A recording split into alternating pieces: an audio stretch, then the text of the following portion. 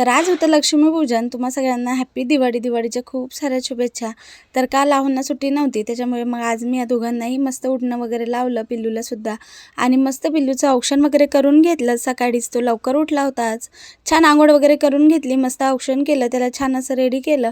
त्यानंतर मी लागले माझ्या कामं करायला. माझी आज थोडीशी कामं करायची होती आणि आज मला शेवटचा पदार्थ बनवायचा होता. तो म्हणजे माझी काजू कतली बनवायची राहिली होती, तर ती मी बनवून घेतली. म्हटलं एकतरी पदार्थ देवाला ताजा ताजा हवा, म्हणून मग मी आज काजू कतली बनवायला घेतली आणि पटापट सकाळीच काजू कतली बनवून घेतली. मिश्रण वगैरे तयार केलं. सगळा व्हिडिओ काही दाखवला नाही, कारण एवढा टाईमसुद्धा नव्हता आणि आज व्हिडिओ शूट करायला एवढा जास्त वेळसुद्धा नाही भेटला. त्याच्यामुळे आधी काजू कतलीचं मिश्रण तयार केलं आणि छान मस्त त्याला सेट करून त्याला मस्त असं छोट्या छोट्या आकारामध्ये मी कापून घेतलं आणि मस्त अशी काजू कतली तयार झाली. सगळी काजू कतली बनवून घेतली. त्यानंतर बाकीची राहिलेली कामं करायची होती, तर थोड्या वेळासाठी सेट करायला ठेवली होती, तीसुद्धा मी काढून घेतली आणि भरपूर सारी काजू कतली तयार झाली. आपण बाहेरची आणतो त्यापेक्षा घरात बनवलेली छानच. त्यानंतर संध्याकाळी इकडे मस्त अशी छोटीशी रांगोळी काढून घेतली आणि दरवाजाच्या दोन्ही साईडने मी अशा पद्धतीने सिंपल अशा रांगोळ्या काढून घेतल्या. दरवाजा बाहेरसुद्धा छोटीशी रांगोळी वगैरे काढून घेतली.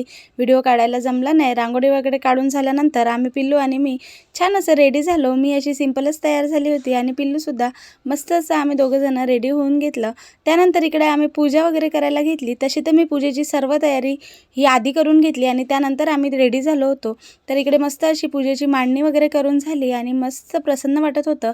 त्यानंतर इकडे आम्ही पूजा वगैरे करून घेतली आणि नंतर पिल्लूने फटाकडे वगैरे फोडून घेतले.